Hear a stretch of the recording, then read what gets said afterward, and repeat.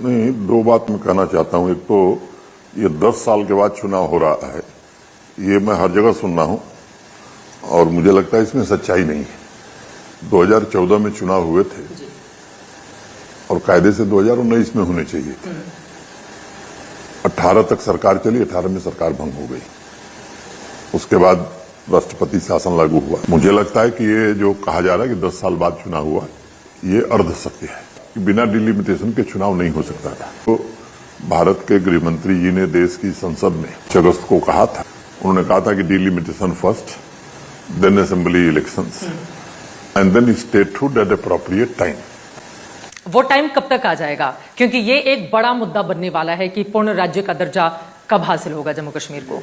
चुनाव की डेट आ गई तो भ्रांतियां दूर हो गई। हमारी जिम्मेदारी ये है विधानसभा के चुनाव भी निष्पक्ष और शांतिपूर्ण ढंग से हो जाए। जम्मू कश्मीर के लोगों को, देश के लोगों को ये भरोसा देना चाहता हूं कि जम्मू कश्मीर प्रशासन सबको लेवल प्लेइंग फील्ड मिले, इसको सुनिश्चित किया जाएगा और जिसकी जहां इच्छा है वो आवे मतदान करे, ये व्यवस्था कराई जाएगी। आप निष्पक्षता की बात कर रहे हैं, लेकिन आपके ऊपर भी वहां के जो क्षेत्रीय दल हैं वो आरोप लगा रहे हैं।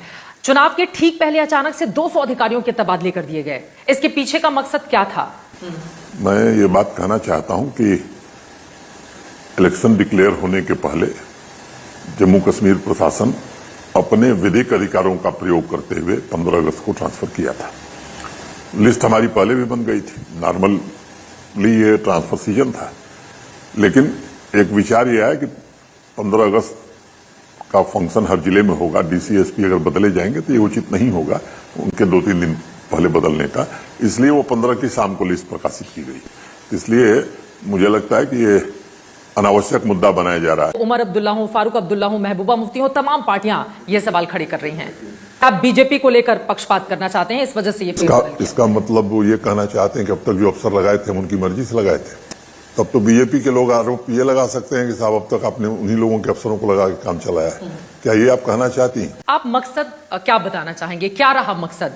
क्योंकि 200 से ज्यादा तो बहुत बड़ी तादाद होती है ना मनुष्य। मकसद एकदम साफ था, एडमिनिस्ट्रेटिव ढंग से ट्रांसफर किए गए हैं और चुनाव संभावित था।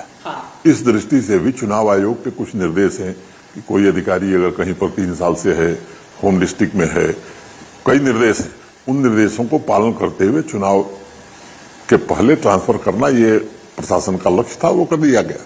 एक और आरोप, क्योंकि एलजी की शक्तियां जिस तरह से बढ़ा दी गई हैं, उमर अब्दुल्ला ने कहा है कि भैया आप चपरासी की नियुक्ति करने के लिए भी मुझे एलजी का चेहरा देखना पड़ेगा। देखिए, मुझे लगता है कि चुनाव आयोग ने चुनाव की तिथियां घोषित कर दी हैं, तो मैं अपनी सीमाएं जानता हूं, इसलिए मैं किसी की राजनीति पर कोई बात नहीं करूंगा। लेकिन जहां तक स्थानांतरण का सवाल है, मुझे भारत के संविधान की पूरी समझ है, मेरे जो अधिकार हैं उनके बारे में मुझे पूरी समझ है। चुनाव आयोग को मैं अच्छे से समझता हूं और जो हमारे विधिक अधिकार क्षेत्र में है वही मैंने किया है, जहां तक स्थानांतरण का सवाल है। दूसरी बात एलजी की शक्तियों को लेकर के है, तो मैं आपसे 2 बात कहना चाहता हूं। ये इसमें कोई बढ़ोतरी नहीं की गई है, ये केवल नोटिफिकेशन किया गया है। स्टेट रीऑर्गेनाइजेशन एक्ट जो पारित हुआ था देश की संसद से, उसमें ऑलरेडी एलजी के पास ये शक्तियां थीं। क्योंकि विधानसभा चुनाव संभावित थे, इसलिए कोई किसी को भ्रम न रहे, मिनिस्ट्री ऑफ होम अफेयर्स ने उसको नोटिफाई कर दिया। That's all.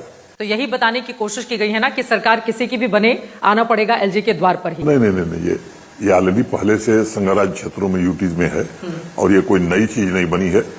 और जो लोग संविधान, कानून और नैतिकता की बात करते हैं, मुझे लगता है कि उनको इस बात का ध्यान रखना चाहिए कि माननीय सर्वोच्च न्यायालय जो हमारे देश की सबसे बड़ी अदालत है, उसने 370 और 35A के एब्रोगेशन पर जो भारत की संसद ने रुख लिया, उसी राय पर अपनी मुहर लगा दी है। तो ये आज की तारीख में भारत का कानून है और कम से कम भारत के संविधान की शपथ लेने वाले लोगों को गुमराह करना नहीं चाहिए। अब 370 and 35A is not a part of Indian constitution. क्या प्रयोग करेंगे? नहीं, अब ये चुनाव आचार संहिता लागू है, इसलिए मैं सब कुछ नहीं बता सकता हूं। मैं इतना कहना चाहता हूं कि राजनीतिक दल राजनीतिक कारणों से बहुत कुछ कह रहे हैं, मैं उस पर कोई अपनी राय नहीं दे सकता। आप ये कहना चाहते हैं कि उमर अब्दुल्ला कितना भी अपने घोषणा पत्र में 370 को लेकर बोल दें, लेकिन वो अब कभी अस्तित्व में नहीं आ सकता, आपकी बातों से ये लग रहा है। अगर चुनाव आचार संहिता न होती तो मैं इस पर जरा और खुल के बोलता, लेकिन इतना मैं कहना चाहता हूं कि संसद द्वारा जिस चीज को समाप्त किया गया, जिस पर देश की सर्वोच्च अदालत की वैधानिक मोहर लग गई है, वो हटा पाएगा कोई या नहीं हटा पाएगा, ये संविधान विशेषज्ञों और कानूनविदों से किसी को भी राय लेनी नहीं चाहिए। राहुल गांधी कल कश्मीर जाने वाले हैं, जम्मू जाने की भी खबर सामने आई है, वहां पर सीटों को लेकर आपस में तालमेल नेशनल कॉन्फ्रेंस के साथ उनका हो सकता है, तो राहुल गांधी के इस विजिट को कैसे देख रहे हैं आप? नहीं, एक तो राजनीतिक दल आपस में किससे तालमेल करते हैं ये मेरे विचार का विषय नहीं है, न मेरा इससे कोई मतलब है। राहुल गांधी जी पहले भी आए थे, जब अपनी यात्रा लेकर के आए थे उनको पूरी सुरक्षा और हर प्रकार की सुविधा दी गई थी। इस बार विपक्ष के नेता के नाते आएंगे तो जो प्रशासन का काम है उनकी सुरक्षा, उनकी यात्रा को फेलिसिटेट करना, ये सारे काम प्रशासन करेगा।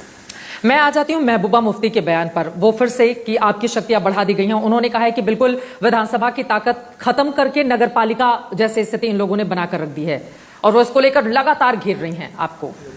राजनीतिक लोग क्या बोल रहे हैं ये मेरे विचार का विषय इस समय नहीं है, मैं मर्यादा में बंधा हुआ हूं, लेकिन इस प्रश्न का जवाब मैंने दे दिया है कि शक्तियां जो बड़ी हैं वो कैसे विधिक हैं, कानूनी रूप से लीगली टेनेबल हैं, उस पर मैं ऑलरेडी बोल चुका हूं।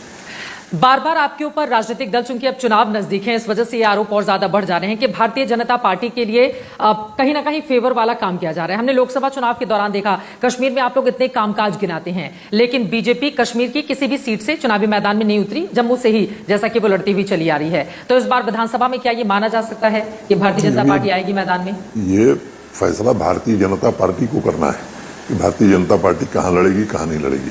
मेरा भारतीय जनता पार्टी से कोई नाता नहीं। 6 अगस्त 2020 को भारतीय जनता पार्टी से त्यागपत्र दे दिया था और मेरा त्यागपत्र उस समय के राष्ट्रीय अध्यक्ष ने स्वीकृत कर लिया था।